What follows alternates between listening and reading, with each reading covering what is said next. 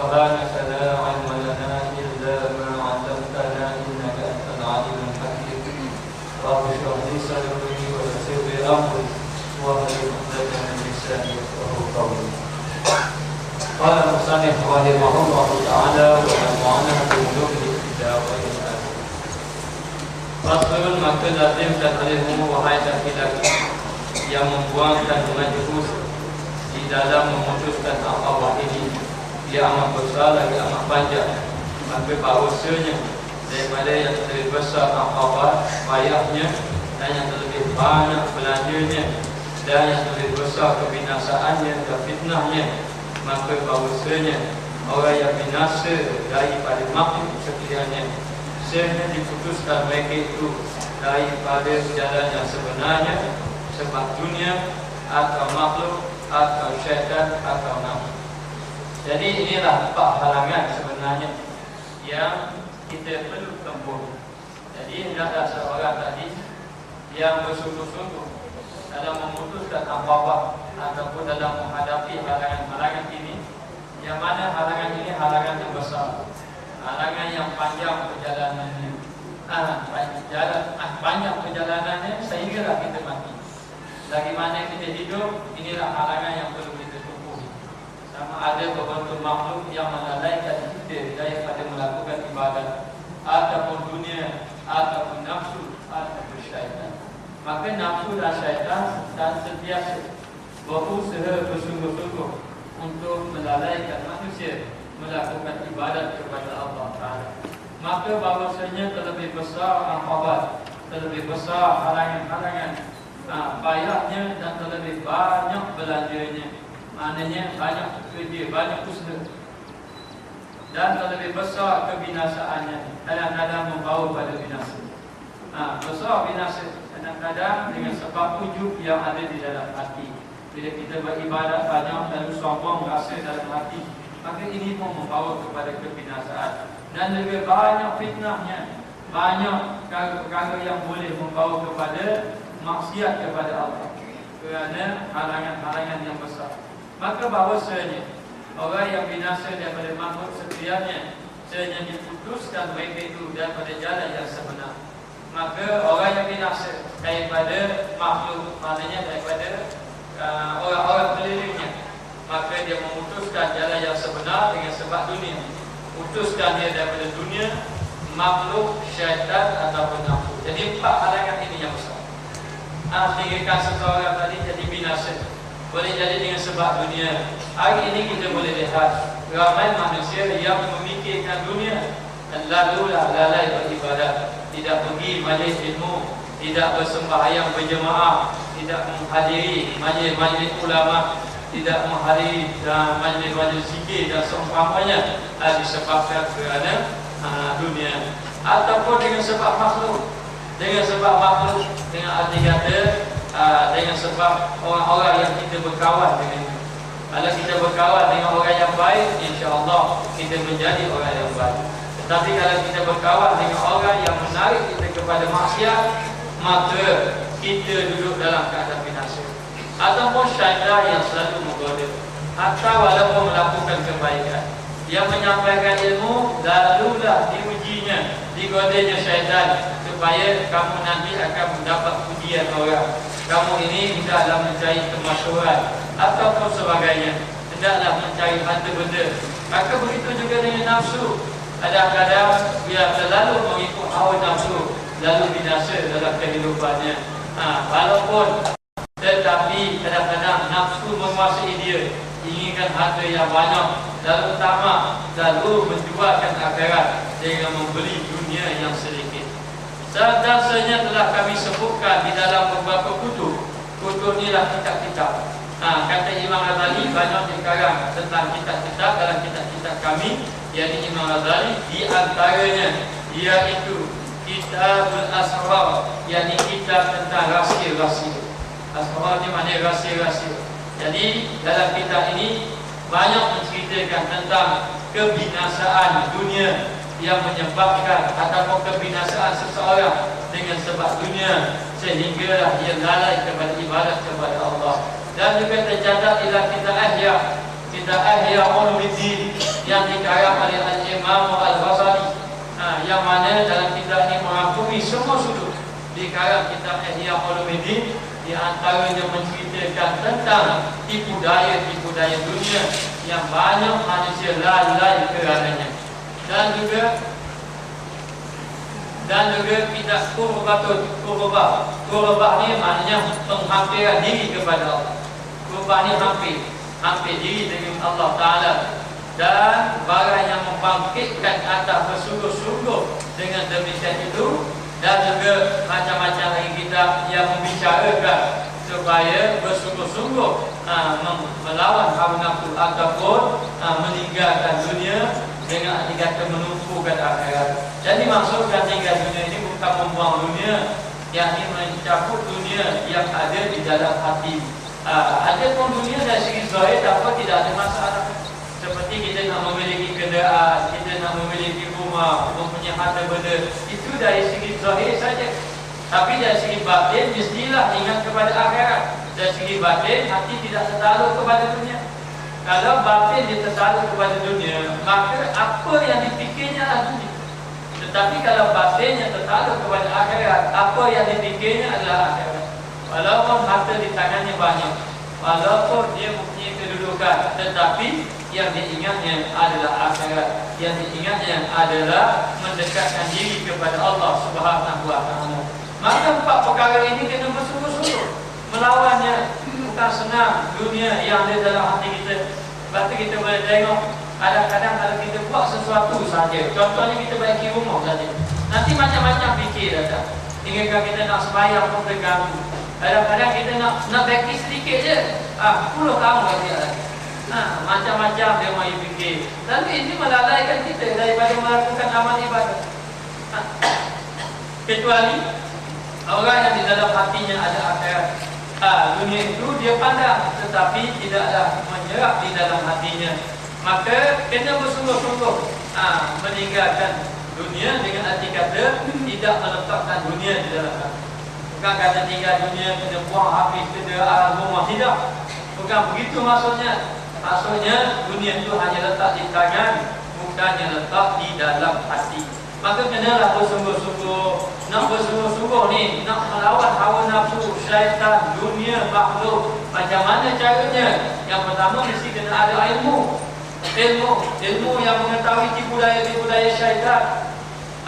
Ilmu yang kita mengetahui mengenai rahsia-rahsia penyakit di dalam hati, penyakit hati. Itu kena tahu. Dan juga kena tahu juga ilmu ibadat. Kena ada ilmu. Kemudian lepas daripada kena ada ilmu, kena beramal dengan ilmu. Kemudian bila kita nak beramal dengan ilmu, yang ketiga mesti kena ada guru yang membimbing kita. Nanti kita beramal itu tidak mengikuti kehendak syarak, kehendak agama. Maka bila kita nak beramal, mesti kena ada guru yang membimbing, ataupun dia panggil guru mursyid, ataupun dia panggil murabbi yang membimbing anak-anak muridnya agar hatinya tidak lalai kepada Allah Subhanahu wa Ta'ala. Maka dikata di sini, dan maksud kami kitab ini kami pohon akan Allah Ta'ala, bahawa dilihat akan kami atas asrar ni rahsia-rahsia mengubatkan bagi nafsu.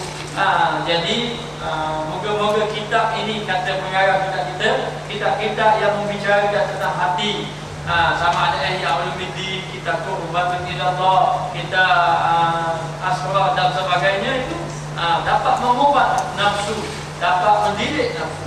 Nafsu kita ni tak boleh campur dalam hati. Mana boleh tidak ada campur. Dia ada nafsu marah, ada maknanya. Maka nafsu itu ada. Hanya kita kena menjaga dia, mendidik dia. Biar kita yang memimpin nafsu, bukan kita mengikut hawa nafsu.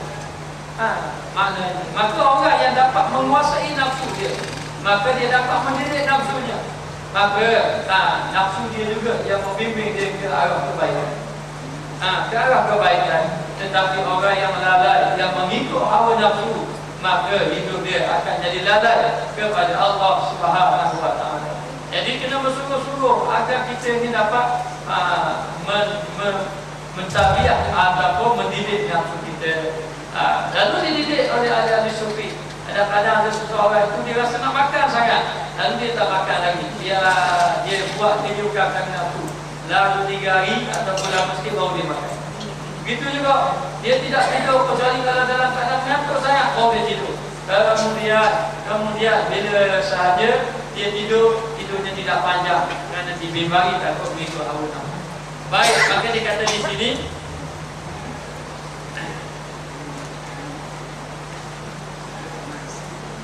mengobatkan bagi nafsu dan bahawa membaikkan daku dan membaikkan bagi tubuh.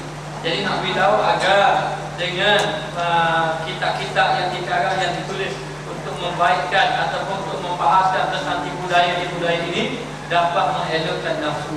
Jadi kita ini jangan biarkan nafsu kita. Apa yang kita belajar ni agar hati kita tunduk kepada Allah. Sebab itulah pendidikan mesti kena ada dalam diri kita. Yang pertama pendidikan jasmani. Macam mana pendidikan jasmani? Yang kita sembahyang tu bangun, berdiri, duduk, itu pendidikan jasmani. Pendidikan jasmani. Jadi jadikan jasmani kita ni tunduk kepada Allah. Bukan jasmani berlari itu tanpa jogging pagi-pagi. Bangun sebelum subuh jogging, subuh dah maya. Maknanya sehat tubuh badan. Itu sehat baik, tapi batin tak sihat, sakit. Maknanya maka mesti ada dari segi pendidikan jasmani, mesti ada. Orang-orang dahulu dia pendidikan jasmani mereka bangun pada waktu malam, sembahyang sampai berpuluh-puluh rakaat sebagai contoh. Kerana sembahyang tahajud ini tidak terbilang rakaat, terpulanglah atas kita. Banyak mana kita nak buat. Rasa rajin, rasa malam buat 2, rasa rajin buat 1000. Maknanya itu rasa rajin lah. Jadi nak beritahu, rasa nak buat. Tapi itu sebagai tabiat. Kerana kalau kita sembahyang pun sehat itu tubuh badan kepada kita. Yang kedua, akal. Dididiknya akal. Supaya akal kita ini berpandangan jauh, supaya akal kita ini menembus lagi. Apa makna menembus lagi? Biar akal kita sampai kepada pemikiran akhirat. Ketika Rabi Ibn Amir ditanya, apa yang kamu bawa? Kami adalah satu golongan yang dibangkitkan daripada menyembah makhluk kepada menyembah Allah, daripada kezaliman agama lain kepada keadilan Islam, daripada kesempitan dunia kepada keluasan dunia dan akhirat. Maka bila akal kita, tabiat akal kita, bila didik akal kita sampai akal kita menembus langit dengan hati kita, akal kita sampai mencapai kepada kaitan dengan Allah Subhanahu wa taala. Jadi kalau kita hari ini orang menyembunyikan wasyamsu tajri li mustaqarrin laha, zalika taqdirul azizil alim. Hanya kita belajar wasyamsu tajri li mustaqarrin laha, sesungguhnya matahari itu bergerak mengikut pastinya, itu saja. Tapi tak sampai pemikiran kita zalika taqdirul azizil alim. Itulah daripada kekuasaan Allah Ta'ala yang maha mengetahui, yang maha agung. Jadi biar pemikiran kita tembus kepada Allah, sampai kepada Allah. Jangan jadi macam orang-orang kafir kadang-kadang hebat kajiannya. Dia kaji dalam hutan, dia kaji binatang, dia kaji gunung berapi pun dia kaji gua-gua, dia kaji bukit bukau. Tetapi hanya sekadar bukit itu, tidak sampai kepada siapa yang mencipta bukit. Jadi akal dia sampai ke situ. Maka dalam Islam ditabiah akal sampai mereka itu wa yatafakkaruna fi khalqis samawati wal ardh. Mereka itu memikirkan kejadian langit dan bumi. Ini akal yang perlu kita tabiah. Jadi hari ini kita hanya sekadar fikir akal saja. Ya, kita nak hidup bahagia di atas muka dunia, kita nak hidup senang di atas muka dunia. Tapi akal kita fikir dalam akhirat pun kita nak hidup senang juga. Kita nak hidup bahagia juga dekat negeri akhirat. Jadi kalaulah orang itu hanya memikirkan kehidupan dunia, dia nak bahagia dunia, dia nak senang dunia, maka dia akal dia tidak menembus langit. Dengan arti kata akal dia tidak sampai kepada pemikiran agar dia bahagia di akhirat, agar dia diterima amal ibadat kepada Allah. Tapi inilah dipanggil pendidikan akal. Pendidikan akal. Macam gitu juga kita belajar ilmu fiqh sebagai contoh. Maka bila kita belajar ilmu fiqh, kita hanya membicarakan tentang sembahyang, tentang zakat, tentang haji, tentang amal-amal ibadat badaniyah, jasadiyah, maknanya tentang amal-amal tertentu. Tetapi kita perlu juga membahaskan mengenai ilmu tasawuf. Ilmu tasawuf ini membahaskan tentang hati yang menyebabkan kita ini ikhlas kepada Allah, ataupun hati kita bergantung dengan Allah Subhanahu Wa Taala. Maka tidak dapat tidak, mesti ada akal kita ini biar sampai kepada Allah. Yang ketiga, nafsu. Nafsu kita ni mesti ditabiahkan. Kerana kita duduk ni dalam beberapa, satu di antaranya dipanggil syaitaniyah, yang kedua dipanggil hayawaniyah, yang ketiga dipanggil insaniyah, yang keempat dipanggil malakiyah, yang kelima dipanggil rabbaniyah. Dia ada 5 keadaan dia. Tapi kita duduk dalam keadaan mana? Kalau syaitaniyah ini dengan arti kata dalam hatinya duk mikir, nak hasad lagi orang. Fikir dalam hati dia, orang ni tak betul, orang ni jahat, orang ni, dia fikir orang ni, tak fikir dia. Maknanya, maka kalau dia duduk dalam keadaan tu, hati dia nak fikir benda-benda macam itu dia duduk dalam syaitaniyah.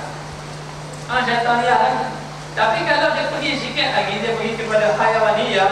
Hayawaniyah ini hidup dia hanya nak makan, nak minum, nak tidur, nak berseronok. Itu aja. Itu saja. Bangun pagi fikir nak makan apa? Maknanya nak minum apa? Nak pakai pakaian apa? Nak pergi ke mana? Lepas tu malam nak tidur. Lepas macam tu saja. Tidak memikirkan tentang agama, tidak memikirkan tentang akhirat. Maka kita duduk dalam hayawaniyah. Bukan orang menjadi haiwan itu. Orang tu orang lah, macam biasa lah. Tapi keadaan tu begitu, dia fikir siang malam, tak ada fikir akhirat.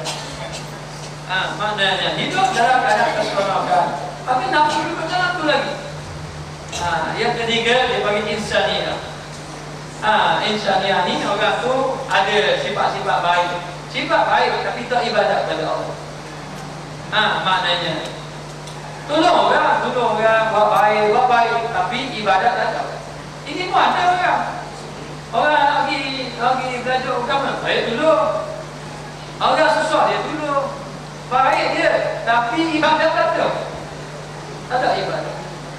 Maknanya maka pergi kepada malakiyah. Malakiyah ini kehidupan malaikat. Orang itu bukan jadi malaikat. Kehidupan seumpama kehidupan malaikat. Yang tubuh badannya melakukan amal ibadah. Tengok dia baca doa, tengok dia sembahyang, tengok dia doa, itu dia panggil berjiwa malakiyah.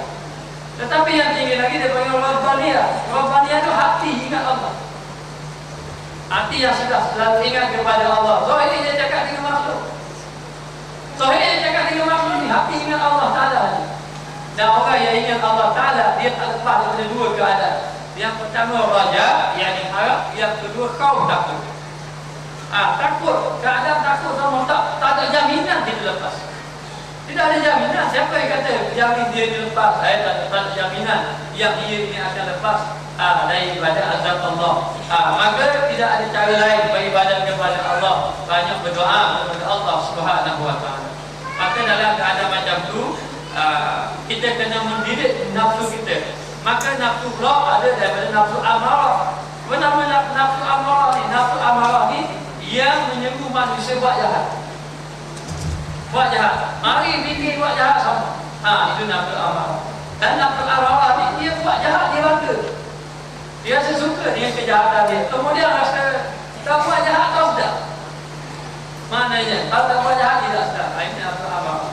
Maka dididikkan nafsu tadi daripada nafsu amarah pergi kepada nafsu mulhamah. Betul Muhammad. Lawamah. Pergi kepada nafsu lawamah. Nafsu lawamah ni nafsu yang buat jahat kau. Tapi lepas buat jahat bila diri dulu. Bapak aku jadi gitu. Maknanya. Dan nafsu ni dia tambah buat jahat. Tapi siapa masih buat juga jahat. Baru tambah masih buat juga jahat. Dan itu disebut dalam ahli-ahli sufi mengatakan bahawa kebanyakan ulama-ulama akhir zaman duduk dalam nafsu lawamah. Tak lepas dia. Kalau baik sikit pada orang awam tu pergi kepada lawamah. Kalau naik tinggi sikit pergi kepada nafsu mulhamah. Nafsu orang bertaubat. Buat bertaubat. Maknanya kalau mati dalam keadaan buat maksiat, terserah pada Allah. Kalau Allah Ta'ala ampun, alhamdulillah. Dia selamatnya nafsu mutmainnah. Ya ayyatuhan nafsu, ya ayyatuhan nafsul mutmainnah, irji'i ila rabbiki radiyatan mardiyah. Wahai orang yang memiliki nafsu mutmainnah. Maka kita kena tengok lah.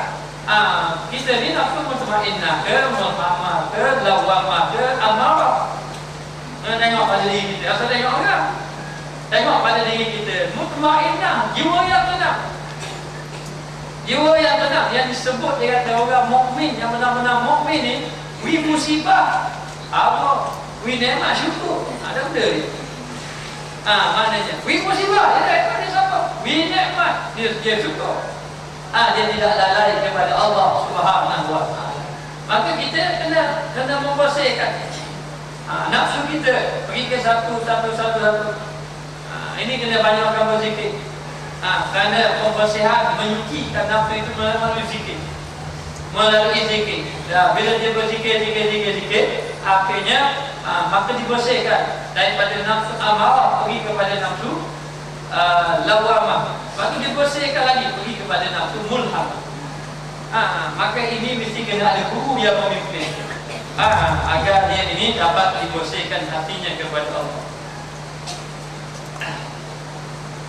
Maka aku simpankan pada kitab ini ada beberapa faedah yang simpan, yang sedikit lafaznya banyak makna, banyak berletakkan dalam kitab ni.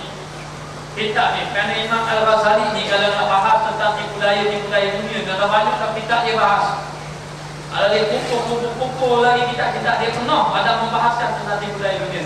Tapi dia simpan, dia letak dalam kitab ini sedikit saja, tapi walaupun sedikit, tapi mempunyai makna yang baik, makna yang padat. Ada dikata isi tu mereka tapi padat maknanya.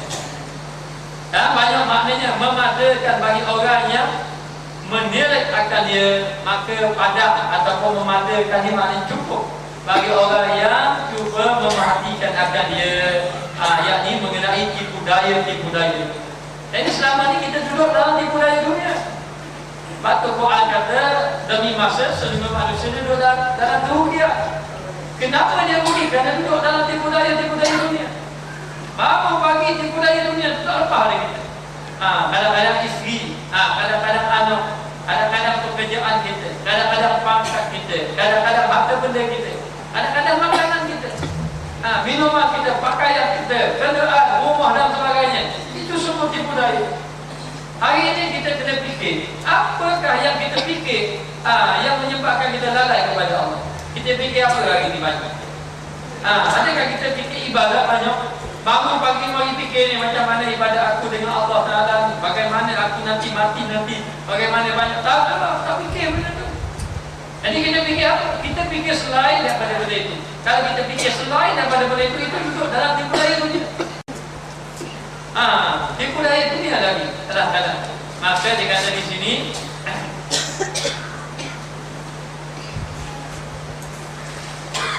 dan menunjukkan atasnya nyata pada jalan yang insya-Allah maka akan tunjuk, kata Imam Ghazali berdasar pada kitab ini mengenai tentang tipu daya dunia, insya-Allah dengan izin Allah Taala, dengan kehendak Allah.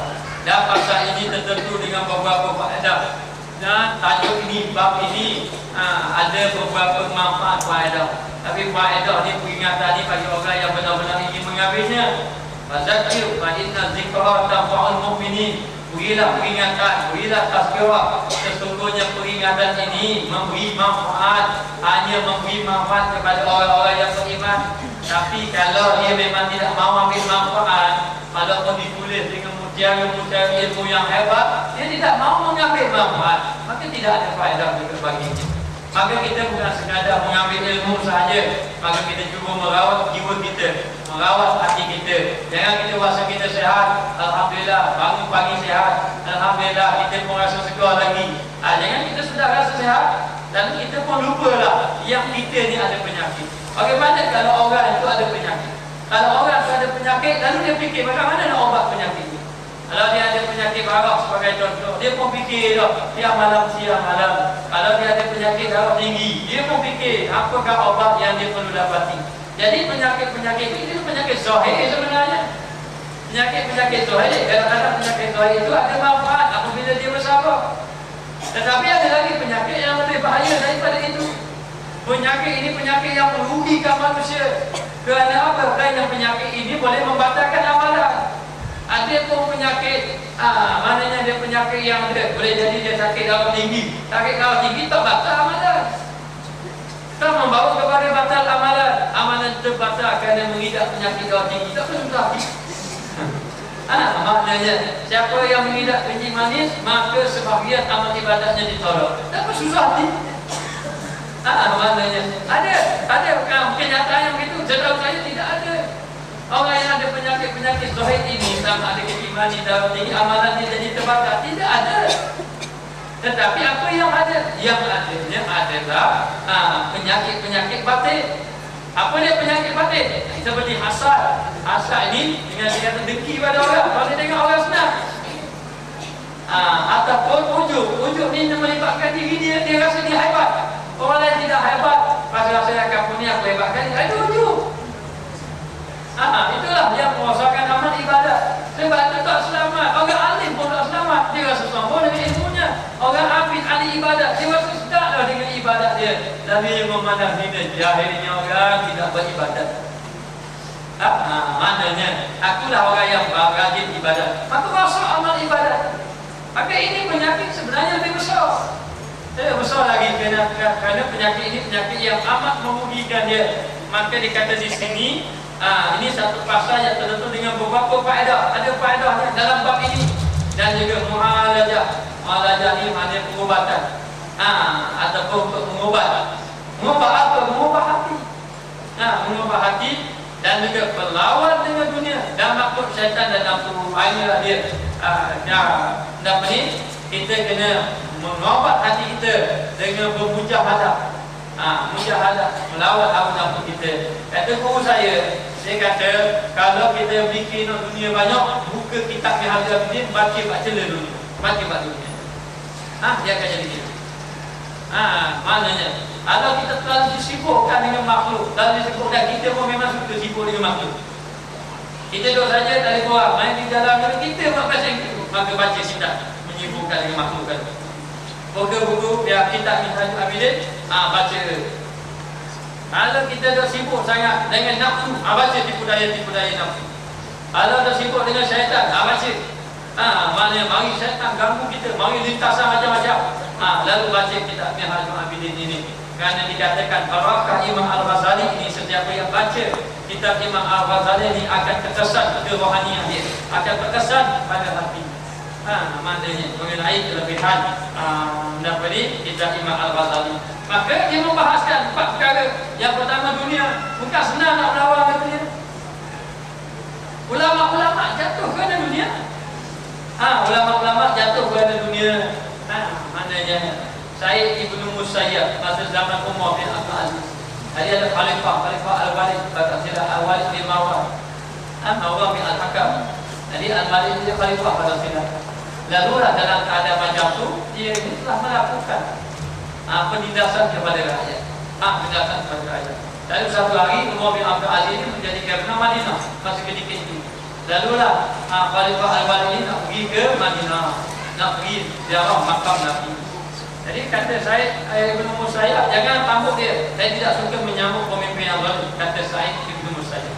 Kata Umar bin Abdul Aziz, saya sebagai Gubernur, dia sebagai Khalifah. Maka pada pandangan saya kita kena sambut dengan sambutan yang mulia. Kerana satu kedudukan dia, yang kedua dengan dakwah kita. Ini tujuan atas tujuan dakwah. Moga-moga dengan cara yang kita buat tadi, maka mudah kita menasihati dia. Kalau kita lawak awal-awal lagi kita sambut dia tu, macam mana kita nak nasihat dia? Lalu lah saya Ibnu Musayyab pun, dia merupakan ulama Madinah pada ketika itu, dan Muhammad bin Umar bin Abdul Aziz. Ibnu Musayyab ini dia tidak keluar rumah. Dia tidak mengandalkan orang, dia keluar rumah. Kecuali masa zaman Khalifah Umar bin Abdul Aziz baru disuruh dia jumpa Umar bin Abdul Aziz. Orang tanya kenapa keluar selama ni kan? Maknanya Tuhan tidak pernah keluar. Dia kata kerana Gubernur kali ini Gubernur yang cepat takwa kepada Allah. Tapi kalau aku tengok dia menyeleweng, aku akan menjauhkan diri daripada itu. Lalulah marilah Khalifah tadi masuk dalam masjid. Masuk dalam masjid, diumumkan Khalifah mari, tapi rakyat semua lari. Bukan rakyat sama, dia semua lari. Sabar tuan dia, tu dapat rakyat dia takut lari. Apa? Ada seorang saja yang bernama Said Ibnu Musayyab yang duduk berzikir dalam masjid. Tak lari dah. Lalu berjalan, balik berjalan, tengok ada seorang lalu dekat dia. Ada apa pergi salat, dia jawab Waalaikumsalam. Dia jawab gitu kan. Macam orang lain. Lepas pada tu dia pun tak hirau. Balik pun naik marah. Lalu balik pun tanya rumah bilang, siapa dia? Inilah ulama terbilang Madinah. Ulama terbilang. Lalu balik tadi pun pergi ziarah makam Rasulullah. Lalu dia pun balik. Mari rumah bin Abdul Aziz tanya dia. Dia kata itulah khalifah yang tidak takut kecuali hanya kepada Allah. Maknanya rupa-rupanya ulama inilah, ulama lain boleh disogokkan harta, tetapi ulama ini tidak boleh. Dia tak boleh. Kenapa? Kerana dia tidak terpedaya dengan kehidupan dunia. Kadang-kadang orang alim pun terpedaya dengan kehidupan dunia. Apatah lagi yang dia berkawan dengan orang-orang kaya, dengan orang-orang pembesar yang ada kepentingan dunia. Kalau tidak ada kepentingan dunia, ada kepentingan akhirat, tidak ada masalah. Bagi kita, siapa boleh belajar? Siapa boleh belajar? Tapi bukan tujuan apa. Kita pun tidak kerana apa? Yang paling penting kerana mencari agama Allah Subhanahu Wa Taala. Ada pun yang lain binasa. Jadi bimbang, takut pemimpin ulama-ulama tadi apabila duduk bersama dengan pemimpin-pemimpin yang ada kepentingan dunia, lalu ditanya hukum. Apakah hukum halal ke haram? Kena jawab kan? Dia kena jawab halal. Halal ni macam mana hukum?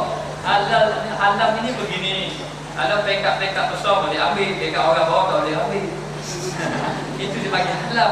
Itu tengok-tengok antara halal dan haram. Jadi kosok dalam keadaan macam tu. Maka perlu mujahadah, lawan apa? Nak melawan dengan dunia, nak lawan dengan makhluk, nak lawan dengan syaitan, nak melawan dengan nafsu. Inilah yang kita berlawan tiap-tiap hari. Hanya kita tak sedar. Dimana tadi beritahu, sedar tak kita bahawa tiap-tiap hari kita lawan dunia, makhluk, syaitan, nafsu. 4 perkara ini.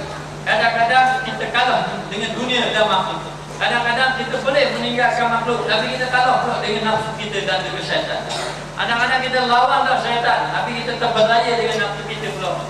Maka demikianlah kehidupan kita. 4 perkara ni tak ada lari daripada kita. Lepas tu dia kata kena bersungguh-sungguh dan juga panjang perjalanan dia ni. Maknanya halangan-halangan yang perlu kita lakukan. Baik, yang pertama membahaskan tentang dunia. Maka adapun dunia, maka sebenarnya bagimu bahawa engkau boleh katakan dia baik dunia ni kita boleh mengambilnya. Dan engkau zuhudkan padanya, tapi zuhud dah zuhud. Dunia bukan tolak dunia. Kalau tolak dunia susah hati kita. Walaupun kita kata dunia kita pun semayang, bila semayang hati akan ingat pada dunia. Maka kita kena ambil dunia dan kita kena jaga. Awas pelihara dunia. Bukan pelihara dunia dengan arti kata jaga-jaga. Jangan sampai dunia itu melalaikan kita. Maknanya, jadi kena jaga. Ambil dunia dan suruhkan padanya. Suruh pada dunia. Tapi disuruh kita mengambil apa? Kita mesti kena ada pekerjaan yang baik. Mesti ada pekerjaan. Kalau tidak ada pekerjaan, dengan arti kata bukan pekerjaan itu yang dikehendaki, tapi kita kena ada sumber pendapatan. Supaya nanti kita nak semayang senang, kita tak fikir apa-apa. Sebab kita sudah ada sumber pendapatan. Tapi kalau kita tidak ada sumber pendapatan, kita akan takbir. Nanti kita fikir, akhir bulan ni nak juga sekolah anak. Juga sekolah anak lagi, lepas tu nak bayar kereta lagi, lesen pula mati, rotek pula mati. Lepas tu banyak-banyak lagi fikir, lepas tu anak pula demam, lagi planet pula. Banyak-banyak fikir, akan takbir daripada rakaat pertama dan rakaat keempat, tidak ada benda untuk kira diri. Dia kau belajar lah fikir-fikir. Dia nak ni, dia nak orang ni. Kau boleh semayang itu. Tak akan bersyok kita. Sebab tu ada sahabat Nabi yang disuruh bekerja. Kecuali ada yang tidak bekerja seperti ahli sufah. Ahli sufah ni orang yang duduk dengan Nabi. Ataupun kita kata belajar bodoh lah dengan Nabi. Ini siapa? Dia ini ditanggung oleh sahabat-sahabat Nabi yang lain. Jadi tugas dia cari ilmu. Dan ahli sufah ini bila Nabi wafat, dia ni banyak jadi ulama yang mengajar para sahabat. Jadi dia ni memang tak fikir dah bahagia harta. Kerana apa? Dibantu oleh sahabat-sahabat Nabi yang bekerja. Sahabat Nabi pun bekerja, ada orang belajar. Kemudian ada masa-masa belajar dengan para sahabat Nabi yang lain. Maka dia kata dunia ini kita kena ambil dalam keadaan zuhud. Maka kena ada pekerjaan untuk meringankan kita. Kemudian kena ada juga tempat tinggal. Tempat tinggal itu bukan wajib di rumah tau. Kena menyediakan tempat tinggal, sama ada kita ini menyewa ke ataupun dan sebagainya. Tapi kena ada tempat tinggal. Nah, bila ada tempat tinggal, kita nak menjalani kehidupan kita. Dan yang ketiga, kena ada kenderaan juga. Kenderaan mesti ada, senang. Kita boleh pergi ke mana-mana, maknanya, dan kita boleh menguruskan diri kita. Dan yang keempat, kita kena ada juga pasangan hidup dengan arti kata yang soleh ataupun yang soleh. Kadang-kadang sudah ada semuanya, tapi pasangan hidup yang tidak soleh, sakit kepala juga kita. Maknanya, maka kena ada kehidupan kita. Kemudian bila sudah ada, tumpu kepada ibadah. Tidak perlu banyak-banyak. Maknanya tidak perlu terlalu banyak. Maknanya sampai kereta berpuluh-puluh susah juga kita. Nak cari anak kucing tak jumpa. Orang janji pukul 8 tu, cari anak kucing tengok anak kucing lain. Jadi banyak juga. Kerana banyak sangat. Jadi dalam keadaan macam tu, sekadar yang perlu zuhud. Kemudian zuhud ini dengan arti kata di dalam hatinya tidak ada memikirkan tentang dunia. Dan dia hanya sekadar mengambil yang perlu sahaja. Jadi zuhud ini nak mudahnya adalah dunia duduk di tangan bukan dia. Kalaulah dia ini memakai kenderaan mewah, kenderaan besar pun, tapi dalam hati tak fikir apa. Kata dia boleh tak fikir. Dia fikir apa? Dia fikir semayang. Dia fikir semayang, dia fikir ibadah. Itu zuhud lah namanya. Bukan kata zuhud, ustaz ni baru zuhud apa? Dia pasti tak. Ini bukan zuhud, ini kena zuhud. Maksudnya dia tak mau beli, berapa nak beli motor? Kan tak zuhud pula. Kadang-kadang tak zuhud juga. Pakai kereta yang buruk-buruk saja, tapi bila tengok kereta orang lain, tak zuhud belakang aku je zuhud. Jadi tak boleh juga. Dalam keadaan macam tu, hiduplah kamu dunia ni dalam keadaan berzuhud dengan yang dikata, bersyukur dengan apa yang ada dan rasa cukuplah dengan apa yang ada. Kerana bahawasanya pekerjaan itu tiada sunyi daripada tiga wajah. Ada kalanya engkau itu daripada orang yang mempunyai mata hati dan jernih, dan memadalah bagimu bahawasanya dunia itu seteru Allah Subhanahu Wa Taala. Jadi orang ini dalam menghadapi dunia ada tiga keadaan. Keadaan yang pertama, orang yang ada mata hati. Apa makna orang yang ada mata hati? Maknanya dia tahu bahawa dunia ini tipu daya. Dunia ini adalah fata morgana. Apa fata morgana? Ada cuaca panas, dia duduk dekat tengah padang, dia tengok daripada jauh macam ada air. Tapi bila kita pergi ke situ tak ada air pun. Itu tipu daya. Sebab tu dunia ni kalau kita nak kerja tak akan tercapai. Tubik potong saga, beli potong saga. Potong saga dalam puas, tubik pula potong saga alfabet. Beli potong saga alfabet dalam puas, kalau sebab potong saga alfabet, tubik pula iswara. Lepas tu tubik pula iswara, lepas tu macam-macam kancing dah mati lagi, beli kijang. Beli busa dah mati lagi, nyala dalam air, beli kelisa. Maknanya, lepas pada puas jalan dalam air naik atas langit, beli kenari dulu. Hari apa ni pada gitu ya? Kita takkan tercapai. Maknanya, maka dia suruh kita apa? Ambil sekadar yang perlu. Kita perlu ambil ni atas jalan ibadah. Dia maklumat ibadah kepada Allah. Wa ma khalaqtul jinna wal insa illa liya'budun. Tidak aku jadikan jin dan manusia kecuali untuk mengabdikan diri kepada Allah. Jadi kehidupan kita kehidupan ibadah, dan kita bekerja itu menjalani kehidupan kita ini untuk menyenangkan ibadah. Maka dia kata di sini ada kalanya orang yang mempunyai mata hati dan juga orang yang cerdik. Siapakah orang yang cerdik? Orang yang cerdik adalah orang yang bersiap sedia untuk hari esok. Orang yang cerdik maknanya orang yang bersiap sedia untuk hari kematian dia. Maka itulah orang yang cerdik. Maka memadai bagimu bahawasanya dunia itu seteru Allah Subhanahu Wa Taala. Maknanya dunia itu adalah musuh, seteru. Kalaulah kita terlalu mengejar dunia dan mengambil dunia, maka kita akan jadi musuh seteru Allah. Maka berpada-padalah dengan kehidupan dunia ini. Maka dia kata, dan ia adalah kekasih kamu dan kamu tak suka. Ia adalah kekasih kamu, siapa? Allah. Allah Ta'ala, dan yang memerintahkan kamu.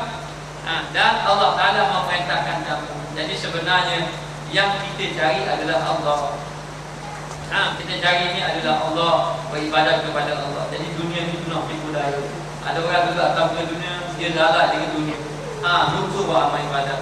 Lalu menangguh-nangguhkan taubat, menangguh-nangguhkan amal ibadat. Dia kata tak apalah. Masa panjang lagi, kesiapan pun masih lagi baik. Dia kata masa muda inilah nak buat amal, nak suka-suka. Lalu lalai sampai masa dia akan ingat juga ke akhirat. Sampai masa kematian itu akan datang juga jumpa dia. Maka yang bahayanya apabila orang itu lalai dengan dunia, maka dia jadi nikmat, dia rasa suka dengan dunia. Suka dengan dunia, akhirnya sampai masa dia tetap tidak beribadat kepada Allah dan dibimbangi mati dalam keadaan melakukan maksiat kepada Allah. Ini jangan jadi golongan yang macam ini. Kita minta jauh dengan Allah. Kerana kita ini sentiasa muda dalam dua perkara. Yang pertama, sentiasa muda mengenai dunia. Rasa muda Allah punya. Maknanya satu ketika tu saya baru balik daripada kuliah di Peleburan. Lepas kuliah Isyak tu kita balik. Sampailah kita sedar orang pun kira berapa jauh pergi makan. Makan lalu lah golongan. Golongan orang-orang bawa buku. Buku Vespa kalau tidak. Ramai banget. Ramai. Yang kira saya ini sudah meninggal dah. Umur dia itu lebih kurang dalam 50 gitu lah. Dia pun kata, dia kata budak-budak ni dia kata katanya boleh fikir ibadat. Jadi cakap agama lah. Cakap agama. Lepas pada tu saya tengok tu mari buka topik dadah dua dia. Mari kita dua kata. Maknanya. Jadi bimbang kita bimbang apa bila kita sudah suka yang kehidupan dunia ni, kita akan rasa muda sama walaupun muda tu. Yang pertama dunia, yang kedua harta. Ni muda sama, punya kata ni. Muda sama. Kadang-kadang kita sakit. Sakit ada harapan. Orang main lawak PPT dalam dia. Tak nampak baca.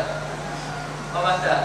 Patutnya kita fikir-fikirlah ingat pada Allah. Orang balik tanya cucu, mana-mana. Mana? Dia benda ni akan muda sama, tak akan muda. Kecuali orang yang faham tipu daya ni. Ingat benda yang sentiasa muda, yang pertama dunia, yang kedua harta benda. Harta benda sama je orang muda, sama. Sama je mengenai harta benda.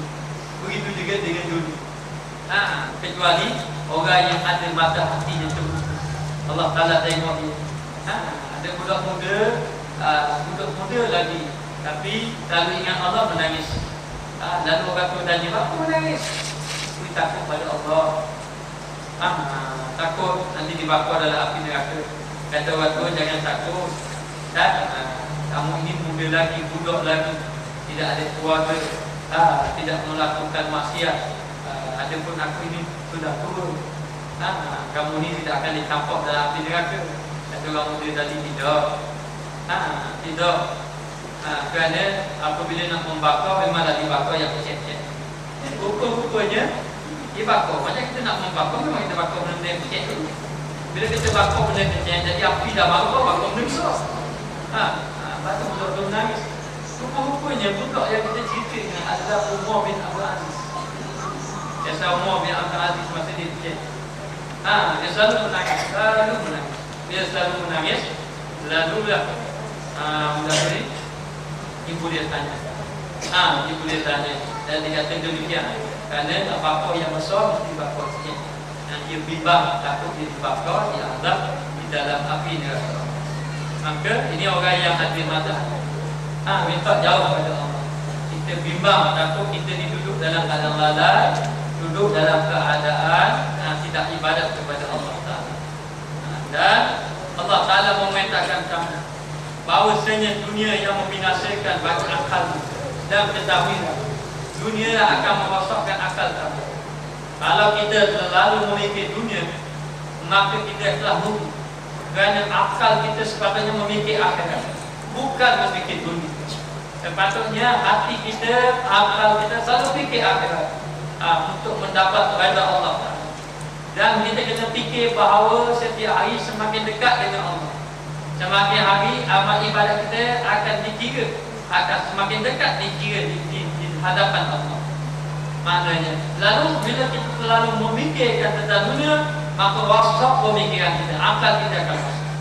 Sedangkan Allah Ta'ala memberi akal kita yang pertama, agar kita memikirkan bahawa daripada mana kita datang, memikirkan tentang kejadian Allah.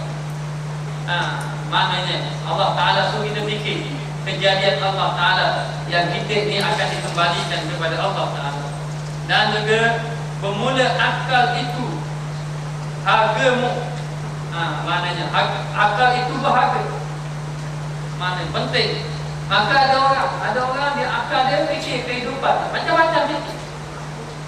Akal ni mengikut apa yang dia suka. Kalau dia suka buat kereta, akal dia fikir buat kereta. Kalau akal dia suka buat ikan, dia fikir buat ikan. Kalau akal dia perniagaan.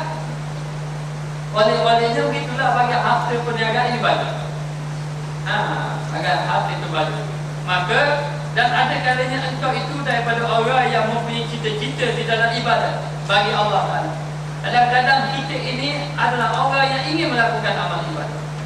Memang kita nak buat amal ibadat, nak bersembahyang, nak mengerjakan, nak punya ibadat dan sebagainya. Dan di dalam ijtihad yang diusaha ataupun bersungguh-sungguh kamu di dalam usaha, maka memadalah bahawasanya dunia itu telah sampailah daripada syukurnya, yakni kelamnya. Maka kita yang ingin beribadat kepada Allah, hati kita ingin beribadat dengan memikirkan dunia, jadi kelam hati kita. Kelam hati kita. Itu sudah ramai berlaku macam tu. Ramai berlaku macam tu. Kadang-kadang masa kita susah boleh buat ibadat, tetapi bila Allah Ta'ala uji dengan kesenangan kita dah banyak fikir tentang kesenangan kita, lalu lalai beribadat kepada Allah. Ini sudah banyak. Kaum dahulu adalah pengikut Nabi Musa dahulu, tetapi apabila diberi harta yang banyak, sangat kaya, lalulah engkar kepada Nabi Musa. Engkar kepada Nabi Musa, lalu mati dalam keadaan tidak beriman kepada Allah Subhanahu wa Ta'ala. Begitu juga dengan sahabat miskin, lalu kaya, lalu tidak mau bayar zakat, akhirnya mati dalam keadaan melakukan maksiat kepada Allah Subhanahu wa Ta'ala. Maka dia kata, bila saja kita ni nak beribadat kepada Allah, kadang-kadang macam-macam hari. Macam-macam hari kepada kita. Maka dia kata, yakni kelamnya kepada hak yang menegahkan dikau daripada kehendaknya. Maka akan ada halangan-halangan yang mencegah kita daripada ingin melakukan ibadat kepada Allah. Sudah banyak kita baik, kadang-kadang kita duduk dalam majlis ilmu seumpama ini ataupun majlis ilmu yang lain, mari kita lintas dalam hati kita, insya-Allah balik nanti nak baca Quran. Balik lagi nak baca Quran. Kalau macam tu kena berzikirlah banyak-banyak. Ini kelebihan zikir. Kadang-kadang mari juga terfikir kita, balik nanti nak baca kitab lah. Teringat kita ni tak baca lagi. Balik teringat. Tapi sampai masa tak jadi begitu. Kita keluar dari sembahyang saja, nak pergi kata, "Mai ustaz kena air." Balik. Pergi kena air, balik kalau balik teringat lagi nak baca kitab. Tengok berita sikit seorang mati pun.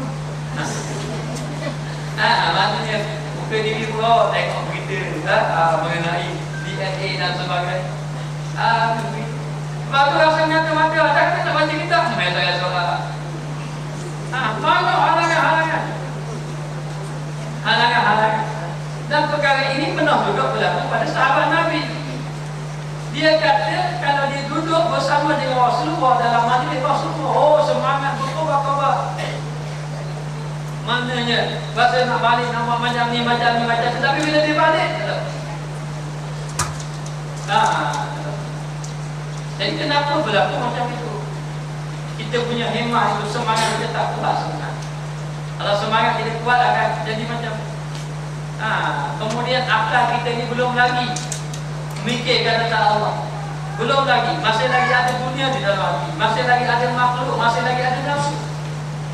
Kalau orang yang sudah ada hatinya Allah Ta'ala, nanti kata di dalam hatinya sentiasa ingat kepada Allah, tidak akan terpedaya makhluk dunia, hati, nafsu, syaitan dan sebagainya. Tidak akan terpedaya. Maka orang yang macam ini kena kuatkan semangat dia. Dia kena kuatkan semangat dia. Yang kedua, kena cari persekitaran agama. Maknanya. Yang ketiga, kena cari sahabat-sahabat dia memberi kebaikan kepada dia. Yang keempat, kena ada guru yang membimbingnya. Yang kelima, ada amalan-amalan khusus untuknya. Kalau saya tengok dalam kitab Bidayatul Hidayah yang dikarang oleh Imam Al-Ghazali, dia selalu menekankan kepada orang-orang yang beramal ini mesti ada amalan khusus, seperti zikir-zikir yang khusus setiap hari hendaklah dikekalkan. Dan ia itu adalah baik berdasarkan hadis ahabbul a'mali ila Allah adwamuha wa in qalla. Sesungguhnya amalan yang dikasihi oleh Allah Ta'ala adalah amalan yang berterusan walaupun sedikit. Maka kita ni hari ini bila keluar saja memang terpedaya banyak halangan-halangan kita. Orang yang hati dia kuat kepada Allah, dia tidak terpedaya. Tapi waliknya kadang-kadang kita terpedaya. Kehendak yang kita nak buat amal ibadat itu jadi terabad. Dan juga membimbangkan dikau fikir padanya. Ada membimbangkan, menyibukkan. Kita akan memikir padanya. Fikir pada tentang perkara itu. Fikir. Kau kira lah apa-apa yang kita buat ni kadang-kadang, apa-apa yang kita nak. Lalu kita fikir. Jadi bila kita fikir ni mengganggu akal kita, mengganggu amal ibadat kita dan sebagainya. Maka dia kata daripada ibadat, menyibukkan benda yang kamu fikir daripada ibadat. Sahabat Nabi, mereka itu ada kebun. Kalau dalam kebun itu melalaikan dia infak kebun pisang.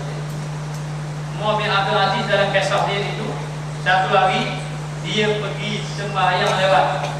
Lalu tok guru dia pun tengok. Tok guru dia tanya, kenapa sembahyang lewat? Dia kata, selepas daripada aku mandi, aku cari sikap tak jumpa. Kadang-kadang cari selepas tak jumpa, kadang-kadang cari kubiah tak jumpa selepas dia. Maknanya. Lalu dalam keadaan macam tu, tok guru dia kata, ini tak boleh kira. Ini satu kesalahan besar. Sembahyang lewat. Lalu tok guru dia ni beri lapor kepada ayah dia. Anak kamu ni telah sembahyang lewat. Disebabkan katanya dia mencari sikap tak jumpa. Lalu ayah dia mengarahkan, kalau macam itu bapakan kepada anakku. Katakan kepada dia. Jadi tak payah sihatkan. Senang. Kenapa? Kerana menyibukkan, membimbangkan yang akan ibadah. Itu orang berbuat tentang ibadah. Dan juga kebajikan, dan juga kebaikan. Maka betapa diri dunianya, dan ada kalanya engkau itu pada orang yang lalat jadi macam. Okey, baik.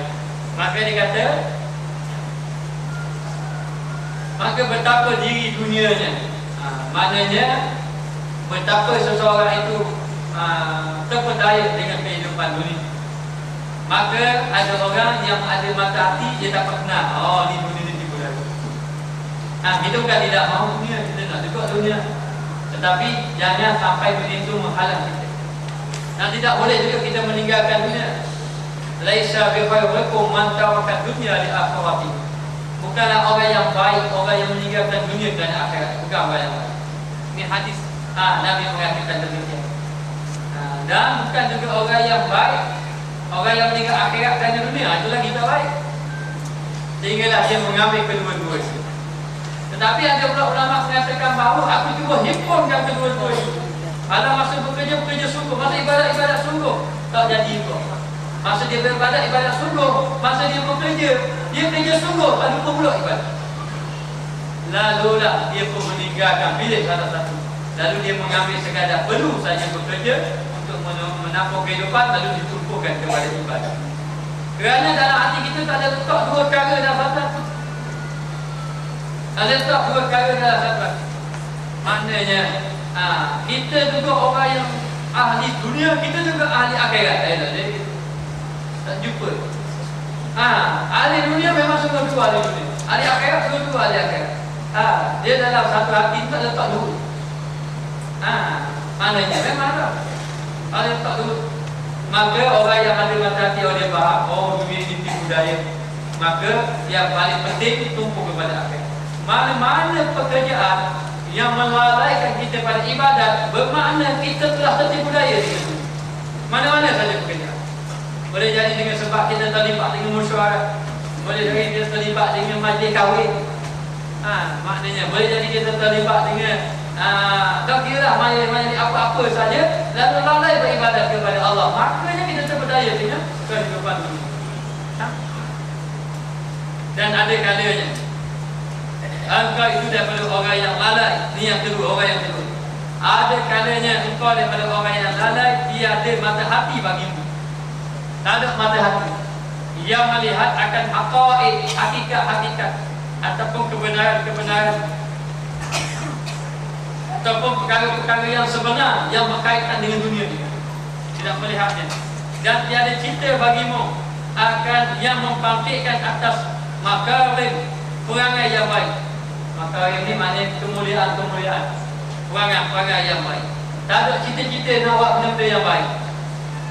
Jadi dengan menghadapi dunia ini, kadang-kadang ada orang yang terpadam mata hati. Bila terpadam mata hatinya, dia sudah tidak ada cita-cita untuk melakukan amal ibadat, ataupun dia sudah tidak melihat lagi mengenai tipu daya dunia yang ada di hadapan. Maknanya, maka dalam keadaan macam itu, tiada cita-cita dia membangkitkan atas makarim perangai yang baik-baik, maka dia pun tidak ada bercita-cita untuk melakukan perangai-perangai yang baik, akhlak yang baik.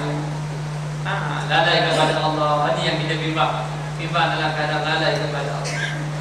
Kadang-kadang dilalaikan dengan sebab harta yang ada di hadapan mati, ataupun dengan sebab anak kita.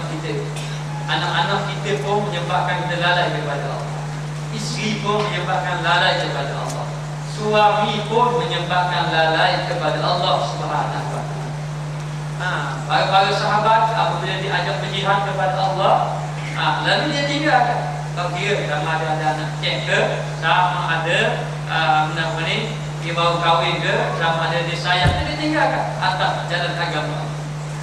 Maka orang itu dikira benar-benar beriman apabila dia meletakkan agama mengatasi kepentingan dunia.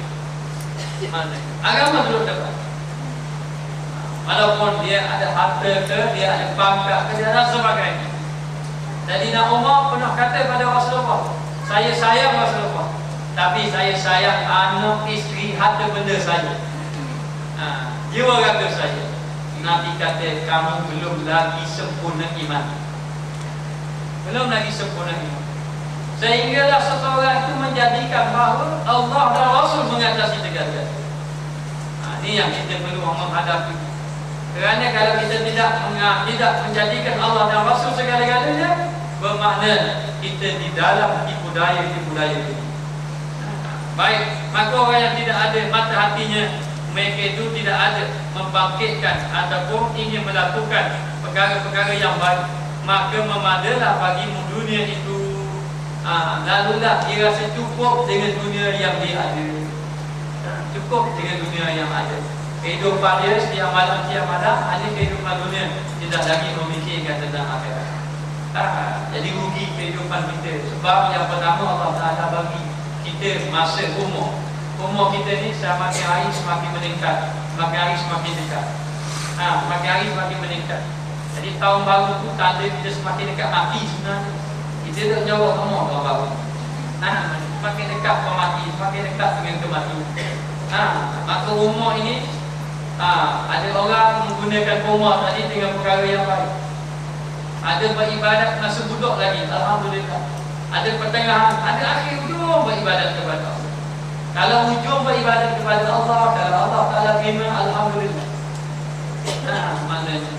Dan kesalahan-kesalahan yang kita lakukan masa umur-umur kita, masa zaman muda dahulu, budak-budak dahulu, kalau kita ada lakukan kesalahan, selepas bila kita balik, maka kita kena mengqadhakan.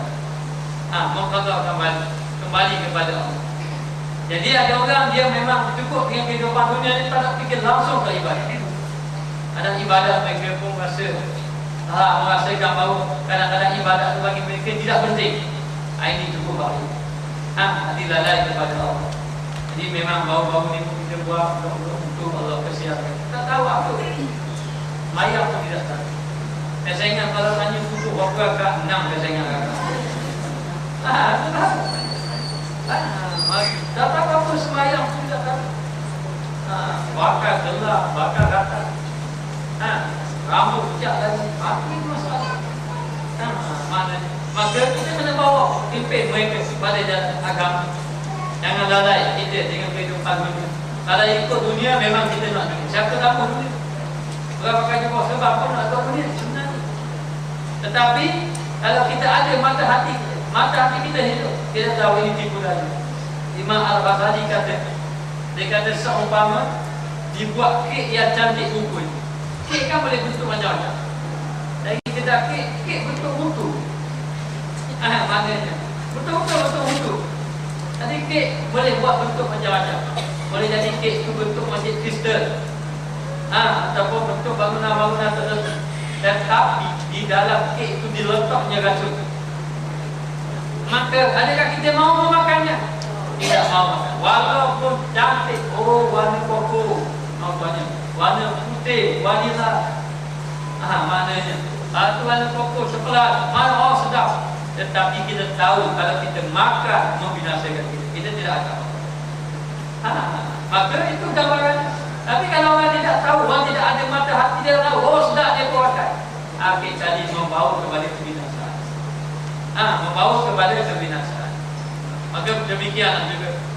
Dia kata, memadai bagimu dunia itu tiada tinggal bagimu.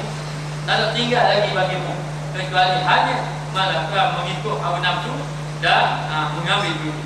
Ada kalanya yang ketiga, bahawa engkau bercerai akan dia, dan ada kalanya ia bercerai daripada engkau, yakni ia cerai akan dikau. Seperti kata Hasan, jika tinggal bagimu apa faedah tiba-tiba pada menuntut akan dia, dan engkau buangkan umur yang amat besar lagi aziz atasnya, dan sebenarnya telah elok orang yang berkata-kata sekira-kira katanya, ketahui dunia itu dahulu kepadamu dimaafkan, tiadakah kejadiannya demikian itu kepada zawal,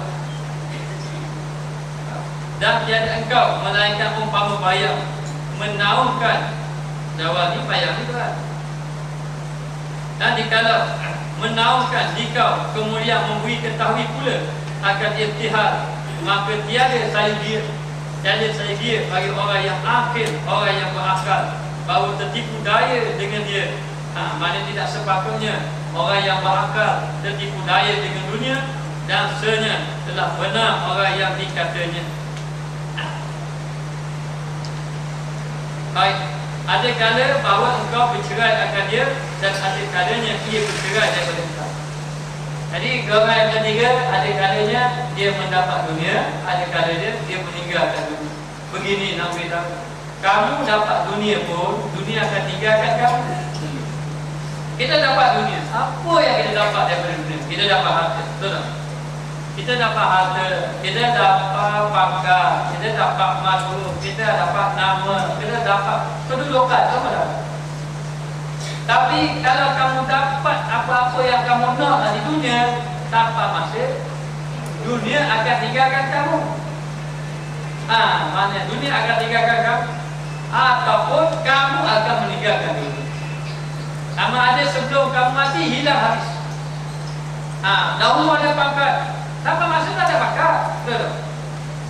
Mana walaupun dia pangkat besar, tak bawa tapi tidak ada habis. Masa duduk pangkat dulu, masa ada pangkat, masa jadi pengarah, masa jadi itu, gimana-mana orang hormat. Kursi pun kursi bukan barang-barang kursi. Duduk pun masa tu ada. Tapi sampai masa kadang-kadang ada pangkat. Itu biasa je. Itu biasa saja. Ini kehidupan dunia. Maknanya. Ataupun dia ada dunia, lalu dia tinggalkan dunia dia. Dia mati. Maka bila dia mati, hartanya boleh ke dia. boleh kepada orang lain, boleh kepada anak-anak. Kalau anak-anak itu baik, dia dapat harta yang banyak, lalu diinfakkan harta pada jalan Allah, diletakkan atas nama ibu bapanya, alhamdulillah. Hanya bersyukur kita dapat anak yang baik-baik. Mau biar Abdul Aziz ditanya dia, "Kamu tinggal harta kan kamu khalifah?" Dia kata, "Aku tak mau tinggal harta, aku nak tinggal ilmu." Bimbang takut tinggal harta ni, takut anak dia lalai kepada Allah. Tapi kalau dia ada ilmu, dia pandai cari harta, dia akan guna harta. Maknanya. Jadi sampai masa harta hilang. Maka sebelum harta hilang itu, maka kita kena sedar yang Allah Ta'ala bagi nikmat itu sebagai ujian. Maka siapa yang pandai menggunakan harta ini seperti digunakan pada jalan Allah, maka harta itu memberi manfaat pada dia. Tapi kalau tidak digunakan pada jalan Allah, maka harta itu akan membinasakan dia. Jadi bila dia tinggal, dapatlah harta tadi. Dapat siapa? Ada suami mati, tinggal ke isteri. Lalu dah isteri berkahwin lain, dapat suami baru, itu rumah baru. Dah tengok, oh ada rumah lah, kahwin ni boleh tahu rumah dia dah kahwin dah. Ataupun harta banyak, lalulah mati, kena bunuh dia orang. Dah harta dia macam mana? Boleh kandung dia, boleh kandung dia. Maknanya harta yang dia duduk tadi boleh ke orang lain. Maka itulah gambarannya. Mau tinggal harta ke ataupun harta tinggal kamu. Harta tinggal kamu. Jadi Rasulullah SAW dia tidak meninggalkan harta, tetapi dia meninggalkan ilmu, meninggalkan amal. Supaya tidak mengejar kepada dunia mana. Jadi bukan bermakna orang yang kaya ini mesti kena jadi miskin, tidak. Dengan arti kata gunakanlah jalan, gunakan dunia yang Allah Ta'ala beri itu pada jalan yang diridai oleh Allah Subhanahu wa Ta'ala. Jadi dia pun fikir, oh aku ini dapat harta, dunia tinggal aku juga, ada orang tinggal tu. Ada orang kaya dia jutawan, tetapi dia tu penyakit banyak. Makan tak boleh, makan ni tak boleh, makan ni tak boleh, akan lupa.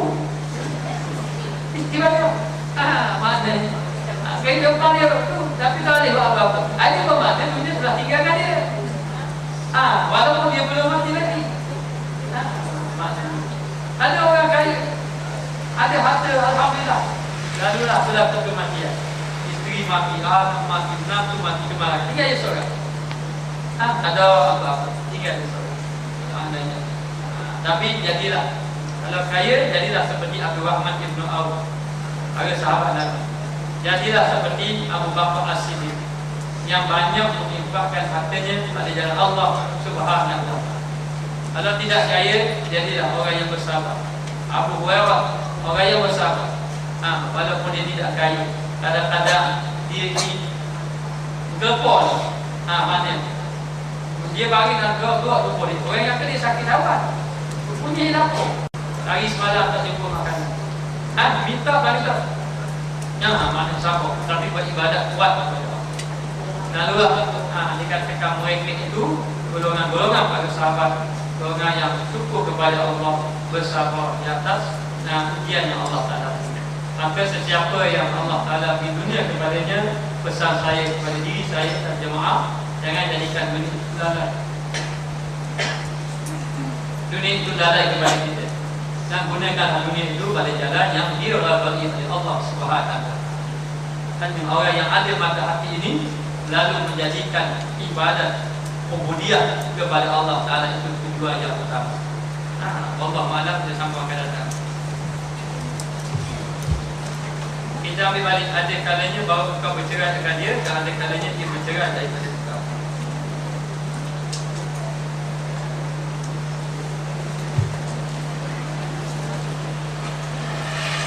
Bismillahirrahmanirrahim. Wa qad zalamna anfusana wa in lam taghfir lana warhamna lanakunanna minal khasirin. Allahumma 'allimna ma jahilna, Allahumma 'allimna 'ilman nafi'an wa rizqna rahmatan tayyiban. Wa sallallahu ala sayyidina Muhammad wa ala alihi wa sahbihi wa sallam. Walhamdulillah.